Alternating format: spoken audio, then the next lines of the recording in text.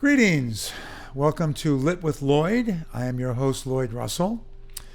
And as always, I want to thank KCAT for sponsoring us and making this thing happen. Tonight is a special treat for me. I have an author here that I've known for quite a few years and who has a special place in my book club history. His name is Michael David Lukas. And you're going to be enjoying what he has to say. So welcome, Michael. It's great to see you. It's my pleasure. Thanks for having me. Okay. So before we get into any questions, while it's still about me, I just want to tell everybody that we've had our book club at Recycle Bookstore since September of 2014. However, we had it for 8 months prior to that at another local bookstore that didn't last real long, unfortunately. But our very first book club meeting was in January of 2014 there, and you were our first author. And then you came to Recycle, to the RBC. I think it was for our 5-year anniversary. Does that sound about right? Yeah. So we've had the pleasure of having you twice. But the thing I don't remember is, how did we find you for that very first one? That's a good question. I have no idea. Me neither. I mean, I have no idea why I would have contacted you to come to the very first meeting, which is now, next month, it'll be 9 years. Wow. Well, Yeah. You have to have me back for 10-year anniversary. That works for me. All right. So speaking of having you back, of course, we want you back, because you're an author. So you've written 2 books. In 2011, you published Oracle of Stamboul. And then, voila. I forgot the Oracle of Stamboul. And then in 2018, you published The Last Watchman of Cairo, correct? Yes. Okay. Last Watchman of Old Cairo. Oh, I missed the old. Okay. But that's fine. But I'm glad you corrected me. Yeah. Is there a third book that you're working on? There's a third book I'm working on. I'm almost done with it. Really? Yeah. It's with my agent. So now it's just kind of, that can be a short process or it can be a long process. Yeah. So I'm not counting any chickens, but I'm glad to sort of feel like it's out of my hands for the time being. Wow. Okay, so your first book was picked up by Random House. No, the second book was HarperCollins, and then the second one, Random House. Yeah.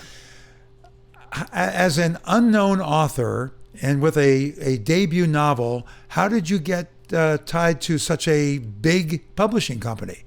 Well, the book was really good. Yes, it was. And is. No, I'm just kidding. No, that may be true. No, But it is true. What I did was, and what I tell my students to do, is to make a list of agents. At the time in 2011, there weren't quite as many resources available on the internet as there are today. So what I did was I just reached out to any friends that I had who knew anything about the industry, and I asked them, who would you want to be your agent? And then I asked, then I looked at all my favorite books. And if you look in the back of a book, there's always the acknowledgement section, or sometimes in the front. And any author worth their salt will thank their agent. Yes. Because your agent is your best friend, in the publishing industry, at least. And so I sort of expanded my list from there, and then basically just sent out, the query letters. And got some responses. And I was lucky enough to get a good response from my number one agent. And after I got that, I emailed everyone, said, thanks, but no thanks. Yeah, wow. Yeah, and I kind of went from there. So you actually got your first choice? Yeah, she's amazing.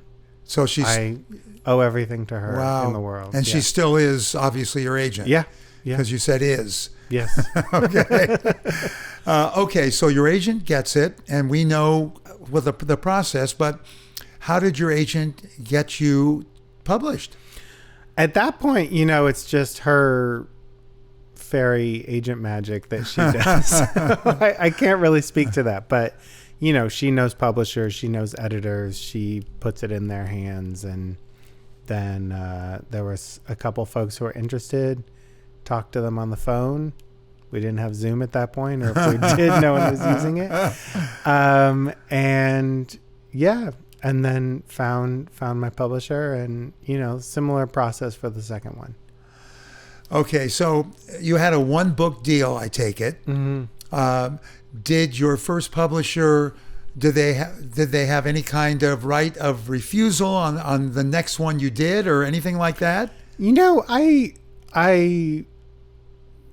wanted a process. You know, you read all these stories about like F. Scott Fitzgerald or, you know, Vladimir Nabokov, like having these like amazing back and forths with their editors and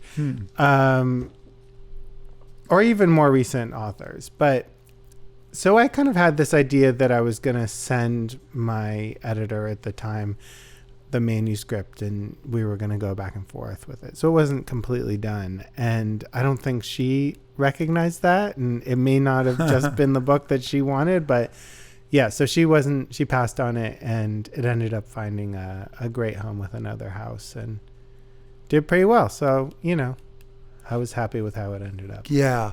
All right. So when you had your second one, did you go to your first or did your agent go to your first publisher? Mm-hmm. And they passed? Yeah, that's what I was just saying. Oh, okay, Yeah. Okay. I got confused between the first and the second. Okay. And so once the first one was had passed, then she started looking for others. Yeah. And got a big publisher. Yeah.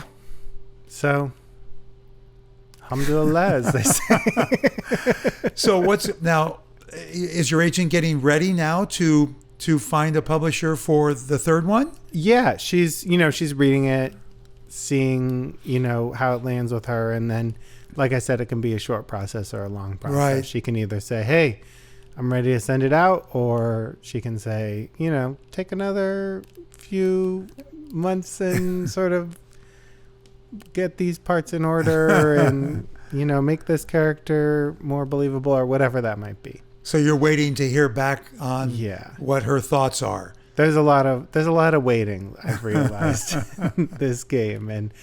And what I've started doing, which is kind of what saves me, because there is so much waiting, is while I'm waiting on a project, or even while I'm letting a project sit, because I find it's really useful just to let a project sit for a few months. You can approach it from a new angle when you kind of haven't been working on it every day in and day out. Yeah. And so when I'm doing that, I'll just work on something else. So I started working on my fourth book. Oh, good. And then I've also been working on a nonfiction piece kind of about my grandma. That would be an actual book or a novella or a little memoir? More just like an article. An article. Yeah. Oh, that's great. So right now I'm reading her love letters to my grandpa. Which is, you know, really sweet on a certain level, and also kind of cringy on another level. All right. We won't delve into that any further. No. That's perfectly fine. Yes. Okay. Tell us a little bit, not us, because I know, but tell our listeners and viewers what the first 2 books are about. And Ava, I'm curious about this because I don't remember the answer, and what sent you to those parts of the world. So the first book is about a little girl who becomes an advisor to the Sultan of the Ottoman Empire and maybe changes the course of history. And the kind of background of that book is that I was living in Tunisia at the time, which I think was a part of the Ottoman Empire, but not like a really important part. And I had just finished a project or I just sent off my applications to MFA programs.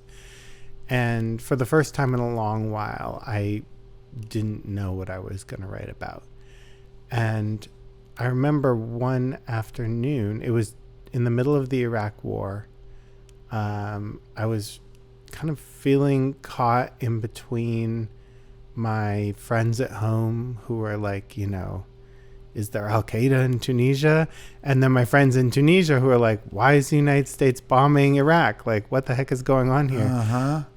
And feeling helpless, you know, just feeling really helpless about how history was progressing. Helpless to affect any sort of change. And, you know, I was there on a Rotary scholarship, was supposed to be bridging a gap of understanding between the United States and the Arab world, and felt like I was completely failing in that effort. So I was on a run, and just had this image of a little girl playing backgammon with an older man. Maybe it was two older men. Anyways, and I didn't know anything more about her. I didn't know where she was, when she was, who she was, any question word about her. So I just kind of like stored that away, maybe did a little bit of writing on it, but I was stuck, you know, because I couldn't answer those kind of fundamental questions. So I couldn't really write into the story. And then my time in Tunisia came to an end. And I was supposed to go visit my ex-girlfriend. At the time, my ex-girlfriend, I was still visiting her in Uzbekistan, where she was doing the Peace Corps. And I don't want to get too deep in the details, but essentially, I couldn't get a visa for Uzbekistan because there's no Uzbek embassy in Tunisia. So I went to the Russian embassy, and they're like, what are you doing here? This is not part of our country anymore. And then they said, you need to go to Istanbul, get a visa for Uzbekistan, and then go to Uzbekistan. So I bought a ticket. I had a plane ticket to Uzbekistan that went through Istanbul, and I had 2 days to get this visa. And I, you know, hustled around the city, went all over the place. I had, you know, the address for the Uzbek embassy in Istanbul in my Lonely Planet. I like went to the street, couldn't find it.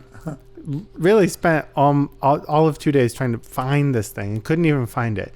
And I was like, you know what? I'm just going to go. And so I somehow talked my way onto the flight.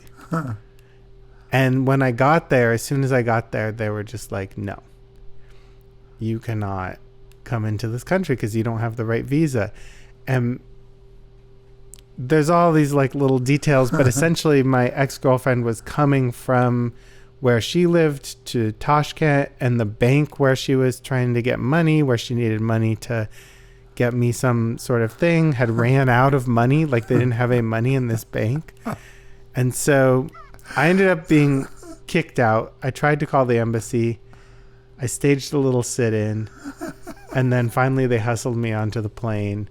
And I still remember this old lady on the plane was just like shaking her like shoe at me when I got on the plane because I had delayed the plane for an hour. And then I was back in Istanbul, and I, you know, had a week there with nothing to do. You know, I was not planning to be there. I was planning to be in Uzbekistan. Yeah.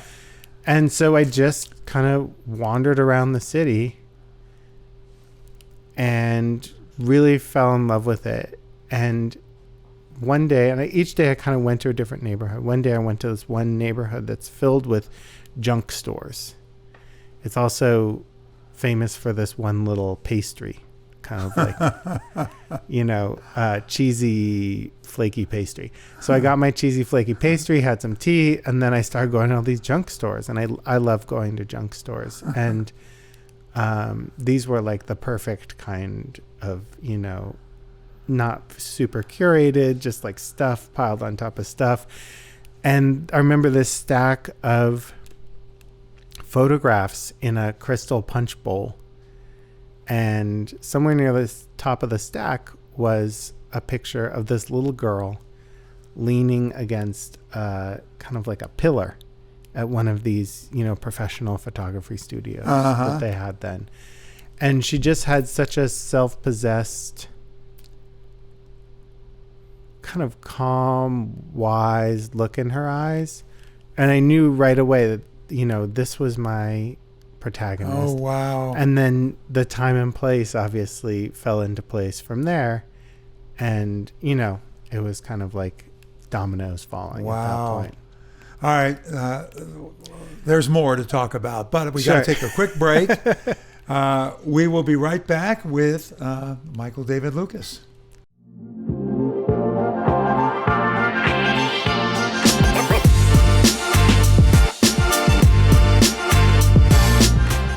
Thank you to the City of Montessorino for their continued support of KCAT Public Media.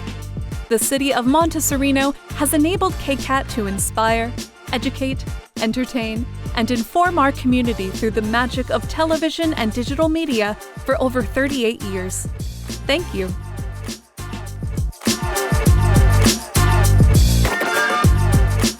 And we are back with Michael David Lukas. Okay, that is really a fascinating story. No, don't smile. I'm not going to minimize it.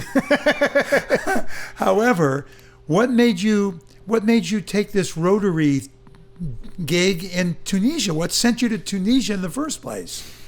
That's a good question. I wanted to go. I got this Rotary scholarship, which was going to fund me to, study Arabic, which is what I wanted to do at the time. I'd studied Arabic in college and wanted to, improve my Arabic. And I had to go to a country that had a Rotary club and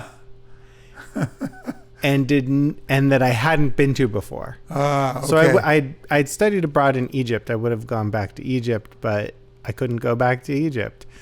And so I ended up going to Tunisia. Morocco has a Rotary club, but there was some reason I couldn't go to Morocco. Tunisia was literally the only option. Okay, well, since you've mentioned Egypt, the second book takes place in Cairo. Yep. How? Why? What? Well, they call Cairo the mother of the world. It's the center of the Arab world. It's a cradle of civilization. I studied abroad there. Those are, some of the reasons. And so I can tell the story of the book's genesis also. It's, there's some coincidences, there's some twists and turns. So I studied abroad in Cairo. While I was in Cairo, I started writing this book about an American student studying abroad in Cairo. And,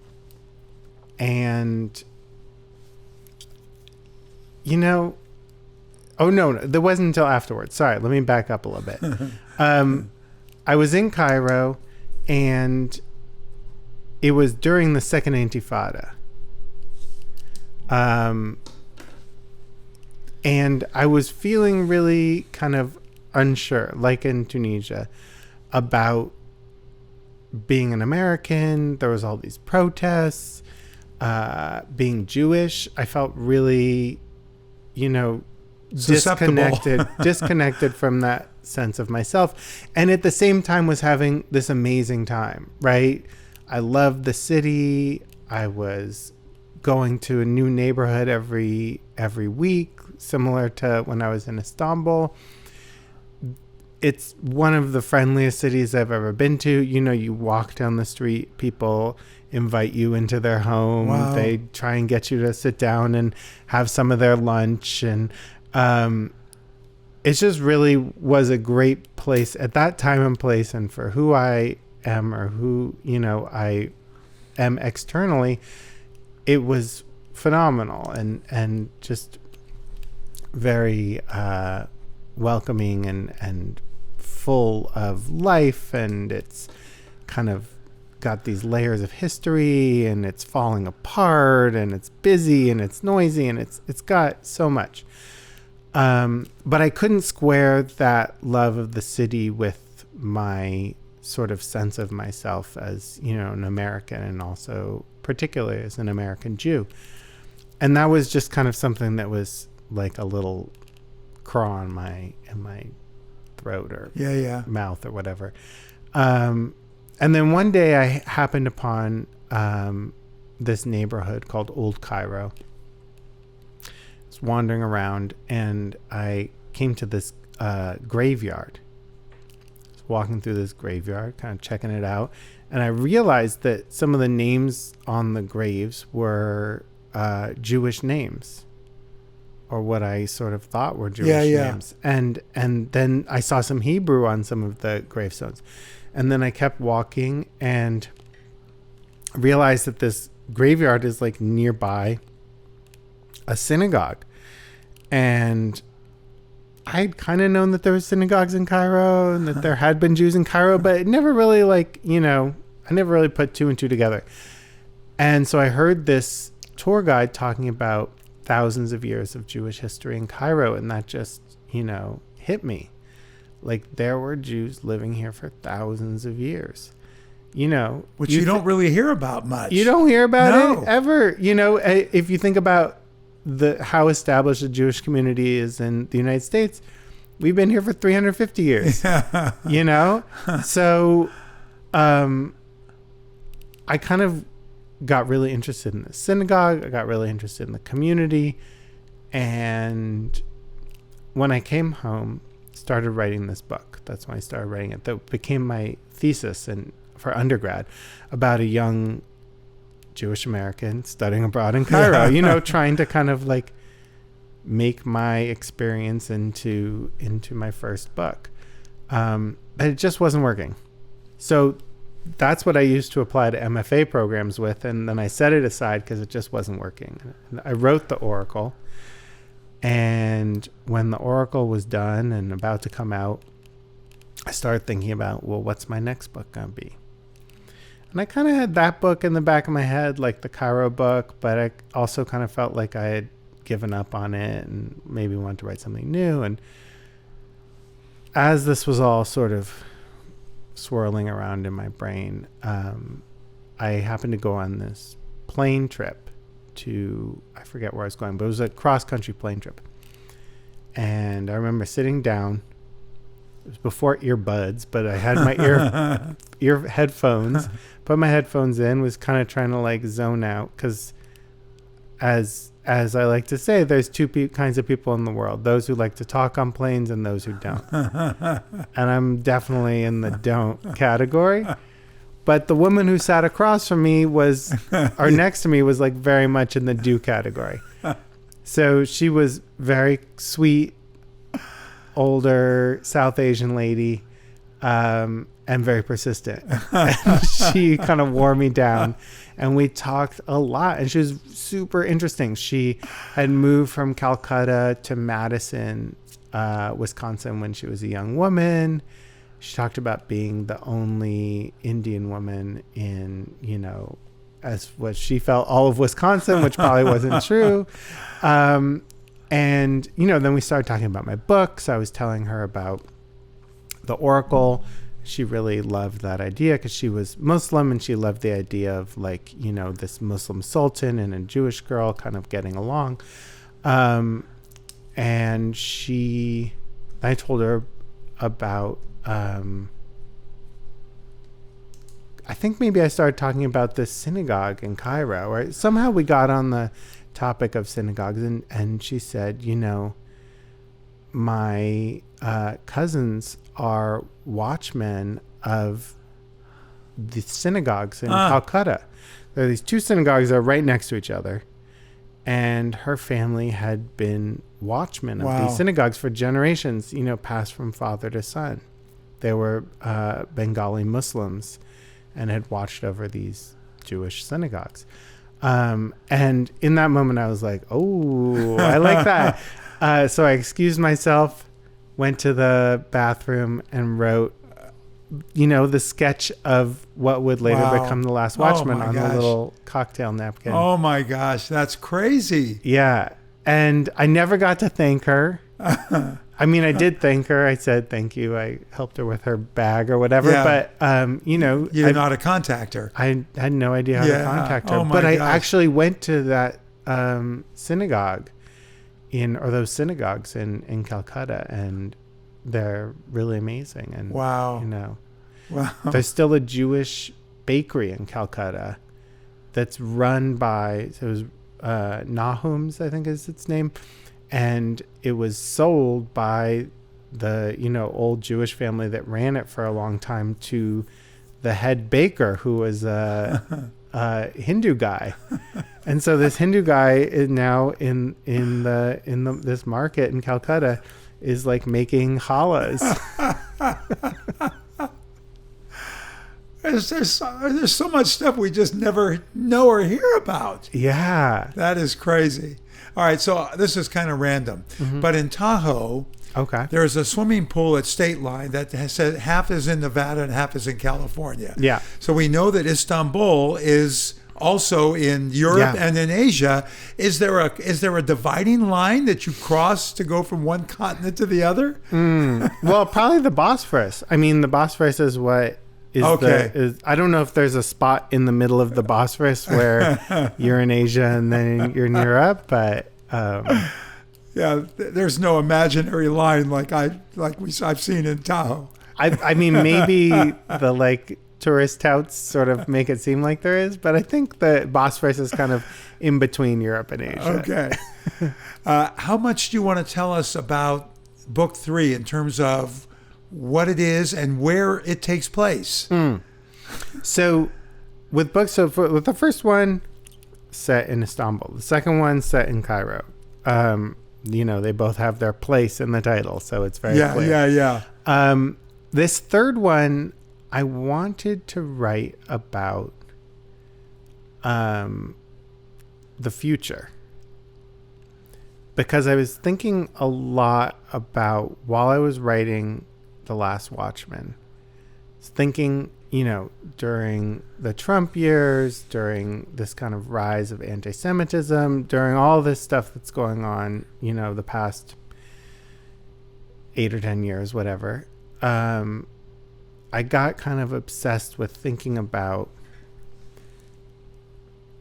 this synagogue in Cairo, right? Which is there is a synagogue that gets used for services, but this particular synagogue, which is 1,000 years old, is totally unused. It's just a tourist attraction. So then I got thinking, like, what are the synagogues in San Francisco and New York and LA and wherever else gonna look like in 300 years? Are they gonna be tourist attractions? Are they gonna be there? And I got really interested with this idea, and that kind of spiraled off through this New York Times article about Benjamin Netanyahu giving a present to Barack Obama, and the present was the Book of Esther, the biblical Book of Esther. So I was like, why would Netanyahu give Obama this present? Started investigating the Book of Esther, and I realized what an amazing, weird book about revenge and cycles of violence. And because I don't know if you know anything about the Book of Esther, the holiday of Purim. It's basically like the Jewish Halloween with a lot of drinking. You're supposed to dress up. There's a passion play sort of acting out of the story, and you're supposed to get so drunk that you can't tell the difference between the hero and the villain. So it's really a story about what is good and what is evil, and what's the line between them, and how can you differentiate. And it's a story about, the main character, Esther, is this young girl. She's like 12 years old. She's beautiful. She becomes a queen and saves the Jewish people from a sort of evil plot against them. But for most of the book, she's just an immature teenager, and she doesn't want to take responsibility for anything besides herself. So it's really kind of a coming of age where she realizes the responsibility that she has beyond herself to her community and to, humanity at large. So I got really interested in that book and what it might mean to tell that story in a different context. It's also the only book, or one of 2 books in the Hebrew Bible that takes place in the diaspora. Oh, okay. So I was interested in exploring those sort of themes with that. And so that's the long answer to say that it's a retelling of the book of Esther set in a post-apocalyptic future. Oh, wow. Oh, that sounds great. Thank you. It's yeah, I don't want to get too deep into it, but that's probably enough. Okay. Okay. Well, side note, if you're looking for any early readers once you've got it settled, oh yeah, I'm in. Definitely. You mentioned right at the beginning about what you tell your students. Where do you teach and what do you teach? I teach creative writing at San Francisco State. It's a really great program. It draws on folks from all over the Bay, and sometimes beyond. And it's just, I find it really a fun group of students to teach. Everyone is, working on their books and learning and coming together. And yeah, I just find it really gratifying to teach students and to kind of engage with. For a long time, I was just writing, and there's something nice about that. Like right now, I'm not teaching, and I appreciate that freedom and just being able to focus on my own stuff. But it can get a little bit of like an echo chamber sometimes in your head when you're just sitting in front of a computer, working on creating the world that you yourself built. Yeah, Well, it's nice to get outside that sometimes. Yeah, it makes perfect sense. And I would imagine, though, that your students are writing things and submitting them to you, and it must be awfully hard to write your own stuff when all that's going on, especially as the semester kind of comes to the end and all the stuff is due. Yeah, I feel like it's important to be realistic. I tell this to my students too. It's important to be realistic about what you can accomplish, because you don't want to go into something setting yourself up to not do the pages that you want to do. Yeah. And it's important to have boundaries. I had a professor in my MFA who I kind of think didn't read our work. And was pretty unresponsive. And I feel like the lesson I really learned from him is to set those boundaries and he took it too far because he wasn't a very good teacher, but like to just be aware of what you need to do to kind of feed your own writing practice and do that, and wall off that time. Because I could spend all day teaching. You really enjoy it. Yeah, I really enjoy it. And, there's always another email to answer, always another story to read. And that's great. But, with young kids, I feel like you can only work until a certain time because then you have to go pick them up. But it's nice. I've started working at night, and I do a lot of my teaching work at night. Okay. Yeah. And how many years have you been doing it? Gosh, about 4 or 5 now. Okay. Yeah. And you see that continuing indefinitely into the future? Yeah, hopefully. Yeah. Good. That's great. So where is the third book actually going to take place? I have a place in my mind. But I don't want to say it. Okay. Because I at a certain point it was important where it was set. Now it's kind of set. I could say there was a class in my undergrad called, the Golden Age of Islam from the Nile to the Oxus rivers. And so I can say it's in between the Nile and the Oxus rivers, somewhere in there. Yeah. Between, Egypt and Afghanistan. And will it or did it require you to go back out there? No, I mean, I've taken a few different trips, but and I went to Cairo right before The Last Watchman was published, and but yeah, most of it happened in my mind. And I take it you do speak Arabic. Yes. And you also speak Hebrew? Yeah. Anything? Neither of them super well, but I assume you're not going to test me, so I'm not You're too safe scared. there. Good. Wow, that's fantastic. With your big publishers, I'm going to guess that your books are available in both audio and forms. Yep. And we've talked to a number of authors that when they had big publishers, they had very little say in who the narrator was or what the book cover looked like. Is that true for your books as well?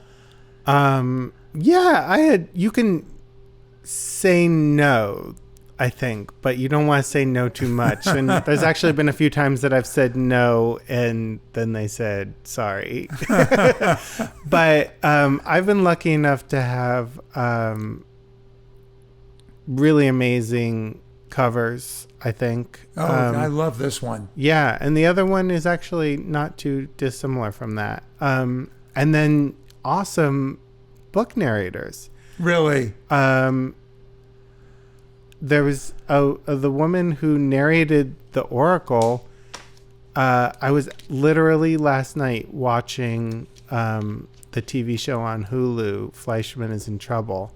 We're watching that too. And one of the when it was the episode where Christian Slater is a guest star. Oh, I haven't seen that one yet. And then there was a second guest star, and I was like, I really recognize that name. And I kind of went back on the whatever, and typed in her name to Google and realized that she was the narrator of The Oracle. Oh.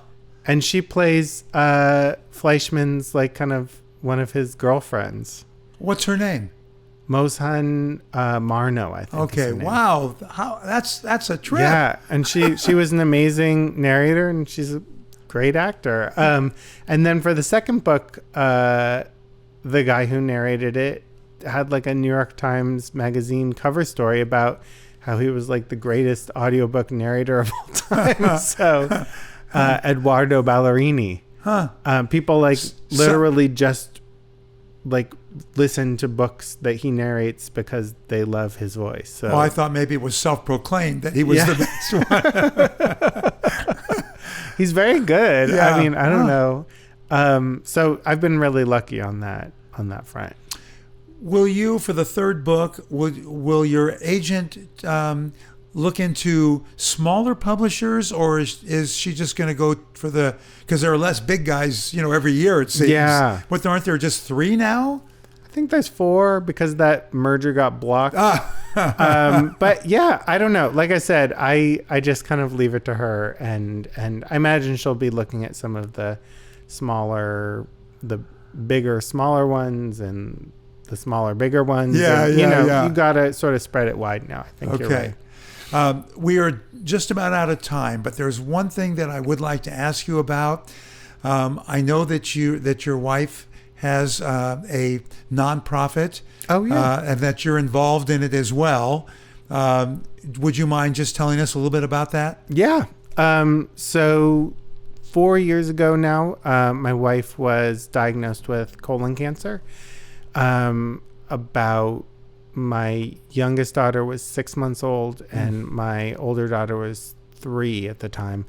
And as you can imagine, it was really, really difficult. Can't even conceive of it. And so many people came and helped us, and I have family in the area, and we have a lot of friends, and everyone came together and was so supportive. But at the same time, it was, one of the worst times of my life. And one of the things that I really felt was just alone. It felt like I was on we were on an island together, and all these people were kind of trying to help us across the sea. And so thankfully she is doing well. So far so good, as they say. And she ended up leaving her job and starting this nonprofit called Bright Spot Network that helps out families where one of the parents has cancer. And it's been amazing. They give out grants to folks who, have financial instability, which is one of the big things that people are dealing with on top of the actual disease and the treatment. They give out free books to families to help kids talk about, scary things and big emotions. They have support groups. They have all these like video series to sort of like where therapists like tell you, how do you talk to kids? How do you tell them that you have cancer? How do you talk to your teachers? Like all the things that we wish that we had when we're going through this, she's sort of created. So, brightspotnetwork.org. They're a great organization, and there's lots of ways to plug in, if folks out there need support or if they want to support the organization. Well, congratulations to her and also to you for making something positive out of something that's obviously quite negative. That's a good thing. Thank you. All right, so keep in mind that you'll be coming to our book club when number 3 is out. And I this has been such a treat for me to be able to see you again and talk to you and get caught up with you. So thanks again for coming all the way down here. It's my pleasure. Good. All right. We are closing the book on today's podcast. Again, I want to thank KCAT for all that they do for our show. If you would like to watch or listen to this podcast and others that we've done, you can go on Lloyd.show and you can pick and choose. So we'll see you next time. Thank you.